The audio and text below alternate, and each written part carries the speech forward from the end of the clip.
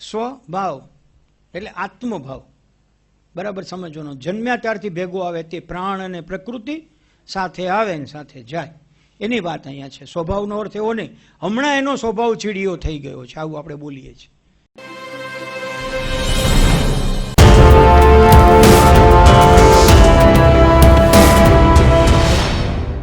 ચૌદમા શ્લોક ઉપર હકીકતમાં આગળનો જે શ્લોક કયો એનું આ સમર્થન છે. ભગવાને કેટલીક બાબતો દ્રઢીકરણ કૌશલ્ય વાપરવા માટે કરેલી છે, જે શિક્ષકો છે એને ખ્યાલ છે. આપણે રીએન્ફોર્સમેન્ટ સ્કિલ વાપરતા હોય, આજે ન શીખાણું તો કાલે બીજી વાર કહીએ, બીજું ઉદાહરણ આપીએ. અર્જુનને જ્યારે એવું લાગ્યું કે આ કોઈ સંશયમાં છે ત્યારે એણે હંમેશા એકની એક વાતને બીજી વાર રિપીટ કરી છે, વધુ ક્લિયર કરી છે. એટલે આ રિપીટેશન છે ને એમાં એણે શબ્દ પ્રયોગ કર્યો છે સ્વભાવવાદ.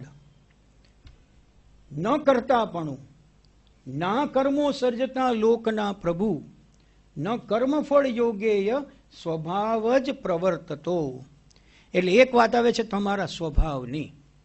સ્વભાવ એટલે આત્મભાવ બરાબર સમજવાનો. જન્મ્યા ત્યારથી ભેગો આવે તે પ્રાણ અને પ્રકૃતિ સાથે આવે ને સાથે જાય એની વાત અહીંયા છે. સ્વભાવનો અર્થ એવો નહીં હમણાં એનો સ્વભાવ ચીડિયો થઈ ગયો છે, આવું આપણે બોલીએ છીએ. ના, સ્વભાવ એમને એમ છે, તમને હવે ખબર પડી કે આ ચીડિયો છે. બાકી નાના હતા ત્યારે આવું જ કરતા હતા. આજુબાજુની શેરીમાં જઈને પૂછો, એનું ધાકધમકીવાળું નામ હતું. હવે તમને ખબર પડી, પ્રવૃત્તિમાં હતા એમાંથી ફ્રી થયા, ઘરમાં રહેવા માંડ્યા, બીજી કોઈ પ્રવૃત્તિ નથી, ભાઈબંધ દ્વારા ફાવતું નથી, એટલે તમારો દા કાઢે છે. એટલે આપણે બોલીએ છીએ હમણાં એનો સ્વભાવ ચીડિયો થઈ ગયો છે. અહીંયા એને કહ્યું સ્વભાવ એટલે શું છે? જે કાંઈ થાય છે, ઈશ્વર એમ કહે છે કે જે કાંઈ થાય છે એ બધું આપોઆપ સ્વભાવથી થાય છે. અને સાથે એક શબ્દ છે પ્રકૃતિનો પણ સ્વભાવ છે. જેમ આપણો સ્વભાવ છે એમ પ્રકૃતિનો સ્વભાવ છે. આપણને ખ્યાલ છે કે ચોમાસું પૂરું થઈ જવું જોઈએ.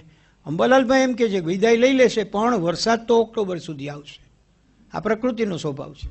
હવે ચોમાસું વિદાય લઈ લે છે તો પછી કયું એ બેકલોગ કાઢીને પાછું અહીંયા આવે છે? આનો કોઈ જવાબ નથી, કારણ કે પ્રકૃતિનો સ્વભાવ છે.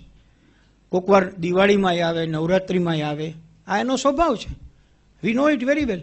કાંઈ ન હોય ને ડમરી ચડે, કાંઈ ન હોય ને ચક્રાવાત થાય. હવે તો લગભગ રોજ કંઈક ને ક્યાંક ભારતમાં ધરતીકંપ થાય. તમે વાંચો, ખૂણે ખાંચે થયા જ કરતું હોય. તો આ પ્રકૃતિનો સ્વભાવ છે. અને એ પ્રકૃતિનો સ્વભાવ આપણે એમ લેવાનો છે કે એમાં જેમ બની રહ્યું છે એમ જ મારી સાથે બની રહ્યું છે, કોઈ કરતા નથી, સ્વયંભૂ થાય છે. અહીંયા એક શબ્દ છે પ્રભુ, પછી એક શબ્દ આવશે વિભુ. મને તમને ખ્યાલ છે કે આપણે પ્રભુ અર્થ બોલીએ છીએ હે પ્રભુ, ત્યારે સમજવાનું એ છે કે વિશિષ્ટ સત્તા ધરાવતું એક મહત્તમ વ્યક્તિત્વ એ પ્રભુ છે. ભગવાન જેને કહીએ છીએ, બોલીએ ભગવાન, આમ તો 6 પ્રકારના વાત હોય એને કહે છે, પણ જેનો આદિ નથી, જેનો અંત નથી, એ ભગવાન છે. પ્રભુનો સાચો અર્થ એવો કે સર્વસત્તાધીશ. સર્વસત્તાધીશ, મારી તમારી આપણા સૌ ઉપરની સત્તા જેની છે તે. ભાષ્ય બહુ સુંદર કહે છે કર્તુમ અકર્તુમ અન્યથા કર્તુમ. આટલી વસ્તુઓમાંથી જે બહાર રહે છે તે પોતે પ્રભુ છે. એ ઓટો મોડમાં પોતાનું કામ કરતો હોય છે.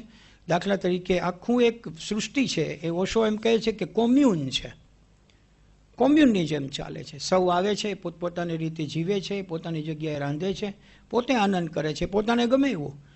કોઈને દક્ષિણની ફિલ્મો હિન્દીમાં આવે તે જોવાનું ગમે છે, કોઈને ક્લાસિક ફિલ્મો ગમે છે, એ પોતાની રીતે ચાલ્યા કરે છે. એવા પ્રકારની જે વાત છે એ અહીંયા છે. 15મા શ્લોક તરફ હું જાઉં, 4 મિનિટ લઉં. લે નહીં કોઈનું પાપ, ન તો પુણ્ય તે વિભુ શબ્દ આવ્યો. ત્યાં પ્રભુ, અહીંયા વિભુ. અજ્ઞાને જ્ઞાન ઢંકાયું, તેણે સૌ મોહમાં પડે. અજ્ઞાનથી જ્ઞાન ઢંકાઈ જાય છે.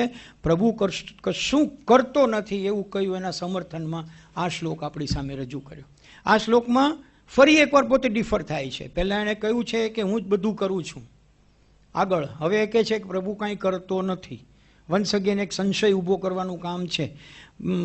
અર્જુનની આમ તો બિચારાની માઠી છે, કારણ કે વારે વારે કંઈક કહેવાય છે અને પછી એ કન્ફ્યુઝ થઈ જાય છે, આપણને ખ્યાલ છે. તો મુખ્ય વાત એ છે કે તમે કંઈક કરતો નથી એમ કહો છો તો કેવી રીતે? શાસ્ત્ર જ્ઞાન હકીકતમાં એવું છે કે જેમાં કન્ફ્યુઝ થવા લાગો તો સમજવું કે આ વલોણાથી વલોવીને જે તારણ નીકળે એ લેવાનું શાસ્ત્ર જ્ઞાન છે. કોઈ એક શાસ્ત્ર વાંચો કે એક ભાષ્ય વાંચો તો તમે મિસગાઈડ થવાના છો, પણ અનેકને વાંચો ને પછી તમારું સાર તત્વ કાઢો. મેં ગયે વખતે સ્વામી વિવેકાનંદને રિફર કર્યા હતા. હું કહીશું કહું છું તે માની ન લેશો, પણ તમે તમારા જીવન વ્યવહારમાં અમલમાં મૂકજો અને તમને યોગ્ય લાગે તો એને સ્વીકારજો. એટલા માટે સ્પષ્ટતા અહીંયા એ કરી કે જે વ્યાપક છે, જે કણે કણમાં છે. આપણને ખબર છે વ્યાપક શબ્દ વિષ્ણુ માટે વપરાય છે. વિષ્ણુ છે એ વ્યાપક છે, અને એટલા માટે જે ગડમથલ ચાલે છે કે વિષ્ણુ ક્યારેક રામ છે, ક્યારેક ભગવાન કૃષ્ણ યાદ કરી. કોરોનાનો એવો વાયરસ કે ક્યાં છે એ જોવા ન મળે, છતાં બધે હતો. એને આપણે પકડી નહોતા શકતા, એની અસર આપણા ઉપર થતી હતી. સૂક્ષ્માતિ સૂક્ષ્મ અને નિરાકાર, આ બે જ જેના રૂપ હોય એ જ વ્યાપક બની શકે. મારા જેવો આકારવાળો માણસ ઈચ્છે તો પણ જાજો વ્યાપક બની ન શકે. સૂક્ષ્મથી સૂક્ષ્મ જોઈએ, નિરાકાર હોવા જોઈએ. અને એટલા માટે ગીતામાં જીવાત્માને જીવ જંતુ કહ્યો છે. ગીતા કહે છે કે જીવાત્મા શું છે? તો કે જંતુ છે. કેવું જંતુ? જેણે આપણને ખૂબ હેરાન પરેશાન કર્યા હતા એ જંતુ. પકડી ન શકાય છતાં જેની અસર હોય, આખી પૃથ્વી જેની અંદર બરાબર સપડાઈ ગયેલી હોય એવા પ્રકારનો જંતુ. આ જંતુમાં તમારે પ્રકૃતિના સ્વભાવને અનુસરવું પડે. ત્યાં તમે લાચાર છો એ સમજો તો તમે હું કંઈ કરું છું એ વાક્યમાંથી બહાર આવી જઈ શકશો. જેમનું આત્મ અજ્ઞાન જ્ઞાનથી નાશ પામ્યું, તેમનું સૂર્ય શું જ્ઞાન પ્રકાશે પરમાત્માને.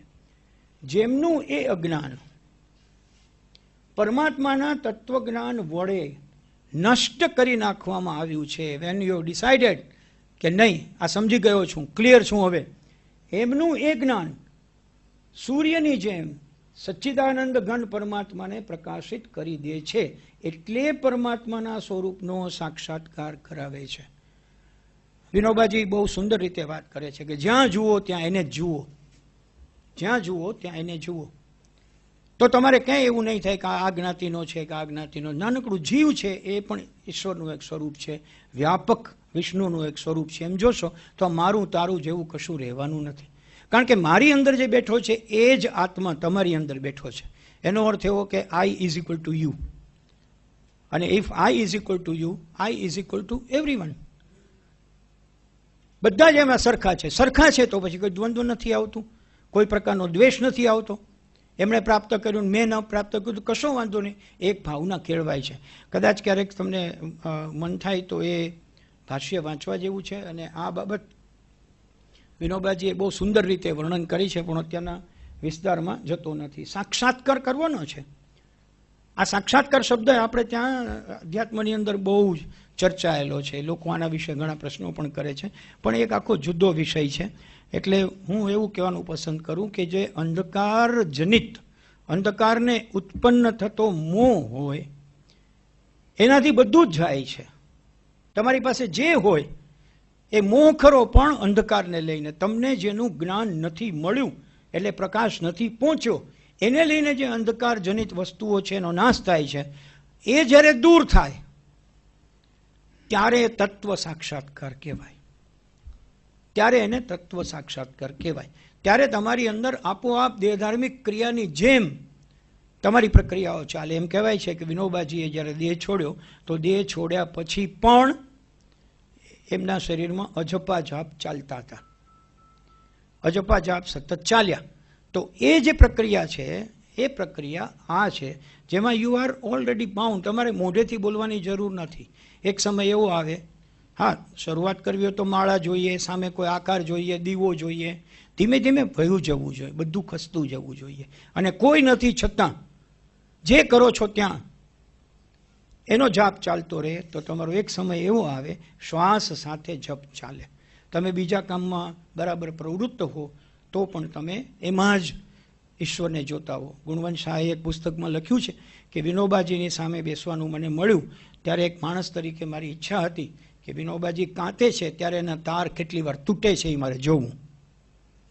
અમસ્તુ ગુણવંતાનો સ્વભાવ આવો છે, લોકોને વારે વારે ચકાસ્યા કરવાનો.